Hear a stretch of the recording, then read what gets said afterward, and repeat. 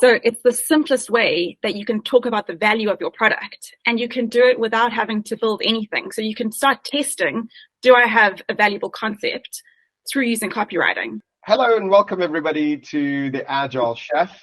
Today we've got a very special treat. We've got Leigh Wallett, who is a colleague and friend of mine. We work together on a very big organization transformation as Agile coaches. And she's here today to share some very helpful tips and tricks for product owners. Leigh, hello. Hey, so good to be here, Omar. Thank you. Could you please introduce yourself a little bit to our audience? Sure. So yeah, as Omar said, my name is Leigh Wallett. I'm originally from South Africa. That's where my accent comes from. But I've been living in the UK for many years. And my journey with Agile started in around 2015. I was working on an IT project that was very waterfall, and I was miserable.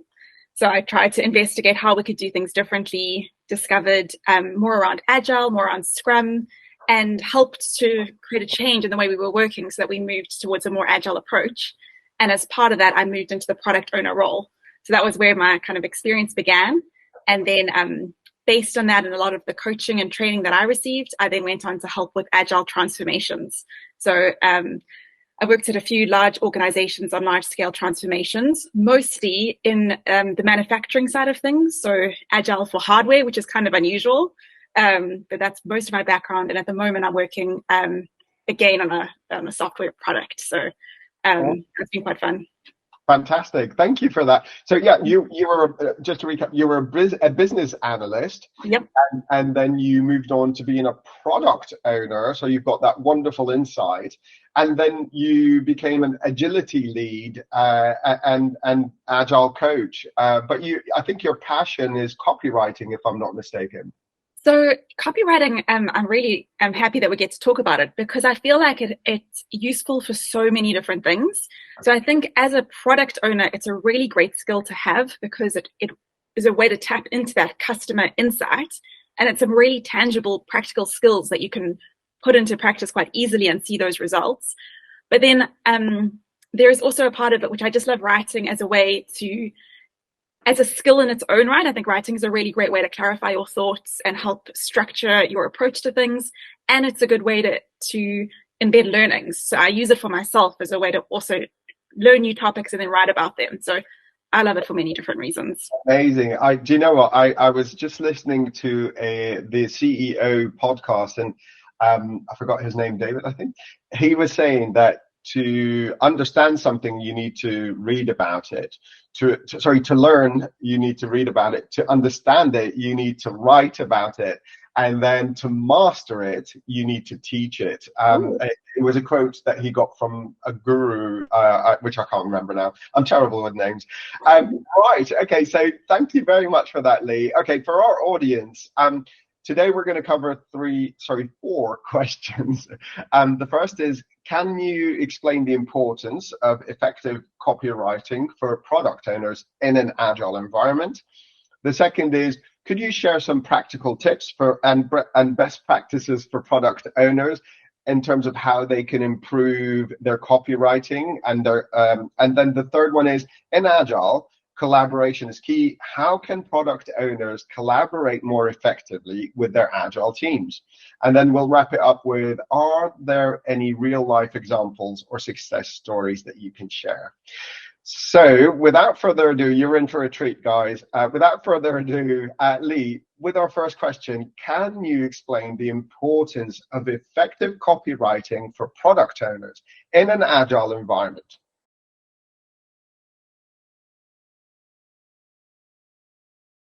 Yeah, sure. So I like to think about copywriting as being like the ultimate MVP. So it's the simplest way that you can talk about the value of your product, and you can do it without having to build anything. So you can start testing, do I have a valuable concept, through using copywriting. And the copywriting skills help you really tap into that customer mindset.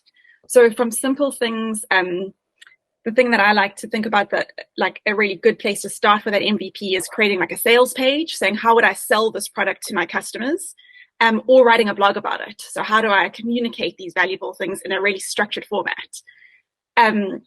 And each of those kind of structures will help you elicit insight for your customers. So what are their pain points? What value do you provide? Down to details of how are they going to use your product? How are they going to access it? So you can create that really great understanding of your product before you even build something and test that concept. And it's been used in things, I think Dropbox is like a really good example where they created a video first and they got everyone to sign up that way. But I think it's something that a lot of people could use and apply to their own products in a really simple way. That's so important, isn't it? I mean, and like you said, we don't put enough emphasis, enough sort of, when we're writing user stories, are they clear? Having a good user story and a good acceptance criteria is so vital for your development team. It gets rid of things like, having to come back and revisit those things, rewriting things. So if you've got a skilled product owner who is really good at sort of articulating the user need, the business need, the stakeholders, it saves a lot of time. And it's both ways, because I think it's not just it's definitely to the development team, but it's also to the customers. I think sometimes it's hard for product owners to be able to communicate externally as well as internally. So it bridges that gap. And I think there's something else that we often forget about with Agile. When we talk about cross-functional teams, you often think of the design, build, and test all coming together. But there's also a marketing element that's also would be a cross-functional aspect to a team. So how do we deeply understand our customers in a way that I think as a product owner, you may come in because you've got a lot of deep understanding of the product, but you may not have those marketing skills that are so valuable. So copywriting is a great intro. Yeah, no, absolutely. Nailed it there. That's really, really important. What about, in terms of collaboration with your team, being able to sort of articulate things? And if you think about it, most product owners aren't always available to the development team. So having those skills is so essential to be able to really articulate your needs through a card. If you think about what are those issue types, sorry, I'm thinking of Jira. Like your user stories, being able to fit information in a small item, in a small space, and articulate it, and being so straight to the point is so important, especially if you think about the context of sort of working with external companies, or say, if they're overseas, if your development team is overseas, it's so vital to have those skills.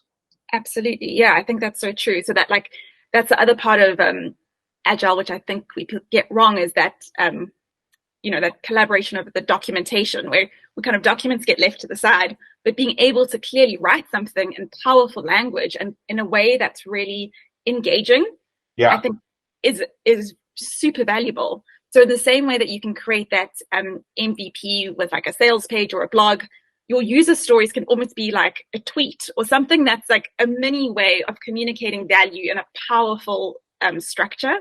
So being able to kind of connect that, what are the customers' pain points? What are the problems that they're trying to solve? That's essential in copywriting to understand. And you can then help structure it in a simple way in user stories, so that your developers can also connect with that customer if you're not available to bridge that gap. Absolutely. Oh, fantastic stuff. Right, let's get into the next one, which is, could you share some practical tips or best practices for product owners?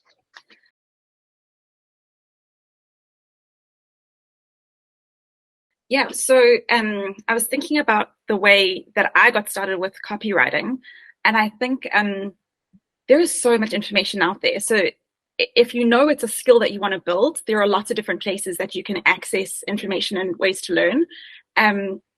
So I think the first thing is trying to put it into practice. So with your product, try and write maybe a blog about your product and communicate and go through. There are a lot of copywriting structures and formats. So you can find resources that'll help you lay out the structure of a blog that addresses your customer pain points. Yeah. So, okay. So this is how bad I am at this. Oh, yeah.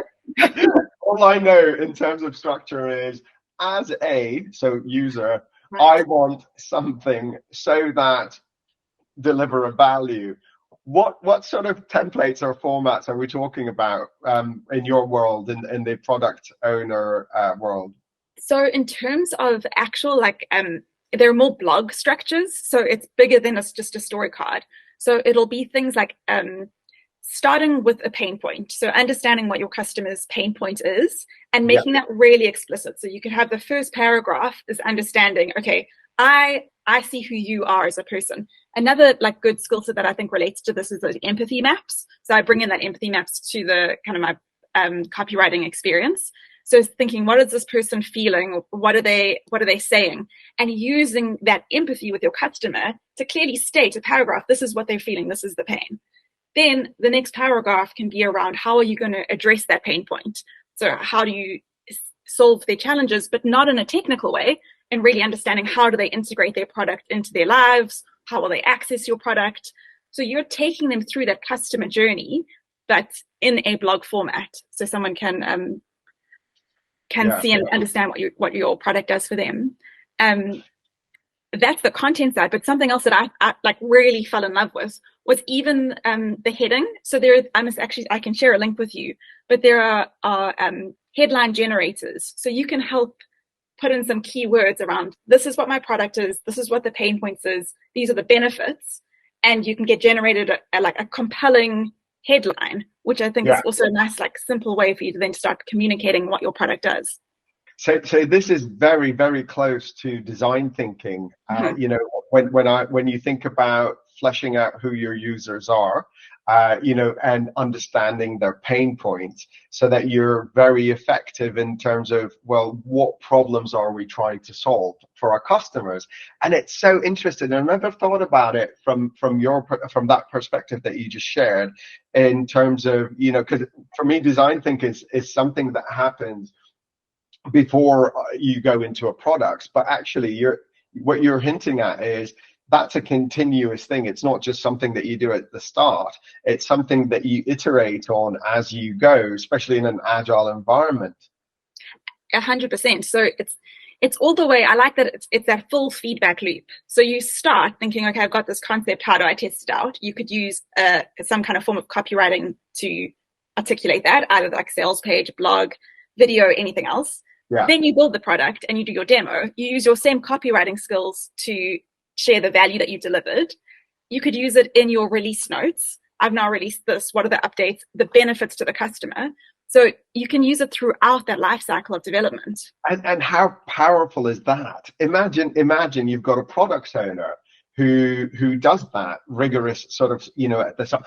The developers or the development team, or even the manufacturing team, whatever environment you're in, they can go and read about the product they're trying to create.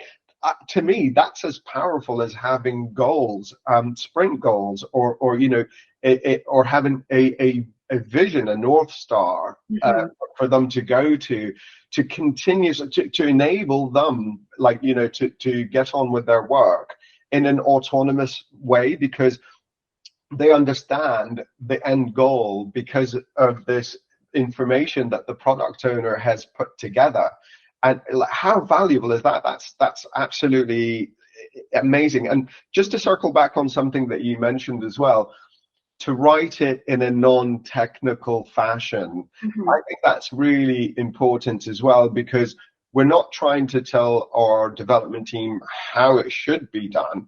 What we're trying to articulate with this, and again, user stories from a user perspective, is the need, the what it is that we want to achieve. Yeah, and that why, really that compelling vision, and that vision can be at a modular level. So you've got your big vision for your product, but as you build that product, every single part of it that you're delivering will have its own value that you're delivering to the customers. So if you can compel your customers, that development team is going to be way more engaged and excited in what they're building. Absolutely. And in terms of that sort of the Scrum framework or Kanban, there's at the end of each release, if you like, you can do your demos or your showcases or whatever you want to call them, based on what was sort of communicated, what was articulated, and are we on the right track? Have we achieved these goals? It's so important to have these requirements set out in a way that is, like you said, it's in an article, so I'd imagine it's much more user friendly. It's not the system shall do this and the system shall do that. Yeah, and I think it's a good thing for us all to kind of consider what have we been sold? So what things have been compelling for us? That's what we want to try and recreate for the products that we have, how we're able to sell this work to another customer. And I think that's something that's nice with the design thinking link, is that these practices and skills of copywriting have been around for so long. There's so many resources out there. There's so many great practices that you can tap into. So it just opens up a whole new library of approaches that you can try out for your products. Amazing. Thank you for that, Leigh.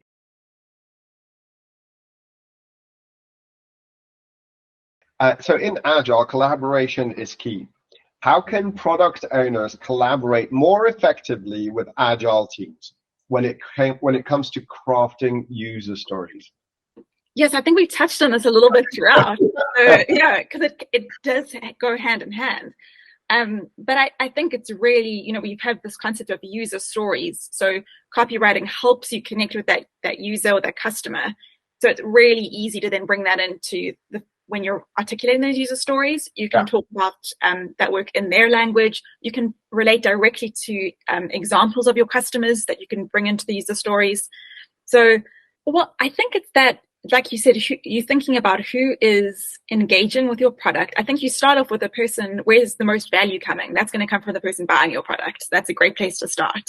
So how am I going to convince this person buying my product that I've got something better than anyone else? Or how am I going to understand their needs so I can show them how I'm addressing them? So figuring out who's the person who's bringing in the value, that's the number one persona. That's a great place to prioritize. And then deeply understanding them. I'm just trying to think if there's any other examples from a copywriting perspective of, I think just the more that you live in their shoes. So if you are spending enough time deeply understanding them, that you can communicate really well with that person, it becomes much easier to translate that language, that way you communicate, into your user stories. Yeah. Okay, nice one. Awesome. Thank you for that. And finally, are there any real life examples or success stories that you can share with our audience when it comes to improving copywriting for product owners?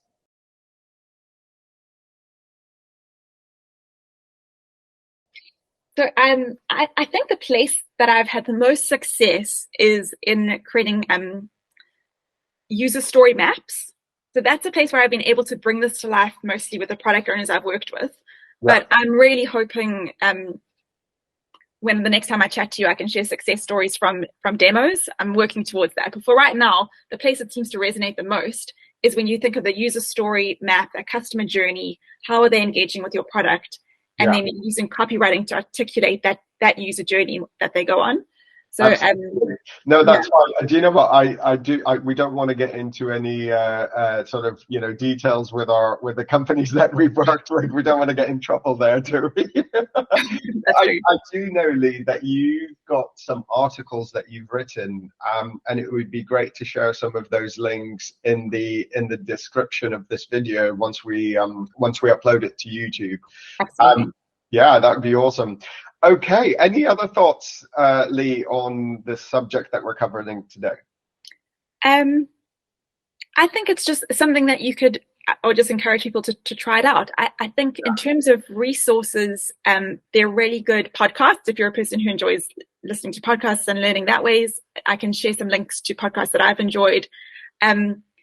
Another, like a way to tap into this, it's quite dull, but it actually has a really big impact, is finding examples of copywriting that resonate with you and then handwriting them. That's the way that I kind of started practicing and learning. So if you really want to start putting this to the test, build the skill, that's a really good way to start. Yeah. And what about some habits, Leigh? What are good habits to get into? making the time. I think that's the hardest part. It's like, I don't know what your experience is with writing, but it's like, I have a very love-hate relationship with it. I really want to be a writer. I really love like crafting something, but at the same time, it is so hard that I just like, I put it off, I delay. So find that space and dedicate time to actually putting this into practice. And even if you're starting off with like a LinkedIn post, it doesn't have to be something long, but just start putting into practice, writing something like a mini blog, make that space, and then hopefully over time it becomes easier. That's what I'm hoping. Yeah, I think if you think of the Pomodoro technique, just like allocate 20-25 minutes and write something down. It might be gibberish, it might be useless, but it's actually getting in the habit of doing that. That's going to sort of allow you to upskill in that department. Awesome.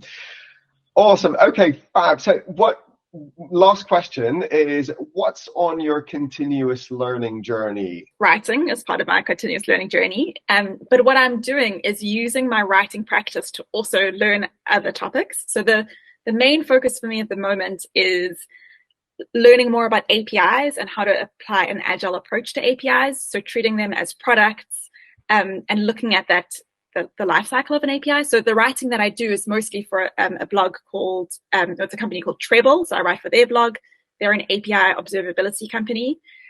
So that's a great way for me to put to the test both my writing skills, but also learn about a new topic. And then the other thing I'm really interested in at the moment is looking more at platform engineering, and how do we think about agility differently when we're building a platform as a product. So that's something that I'm working with quite closely at the moment, and it's super interesting. So I'm at the start of my learning journey there. Fascinating. Well, we wish you well with that journey. I've just picked up a new book. It's not new, it's been there for a while, and it is Actionable Agile Metrics for Predictability. Because everywhere you go, the main thing on their mind is, how do we know when we're going to deliver this? How do we know we're on the right track? And I think, we're using Kanban as well as Scrum. So I picked this book up. It is by Daniel S. Vacanti. I hope I pronounced that correctly. Also put that in the notes for the video. Brilliant. Leigh, thank you so much. Always a pleasure to talk to you. Really, really enjoyed your conversation, and I'm looking forward to reading some of the links that you're going to send, some of the blog posts that you've done for this topic. I hope you enjoyed it. Thank you very much, and we'll see you soon, I hope. Fantastic. Thanks so much. See you soon. Thank you.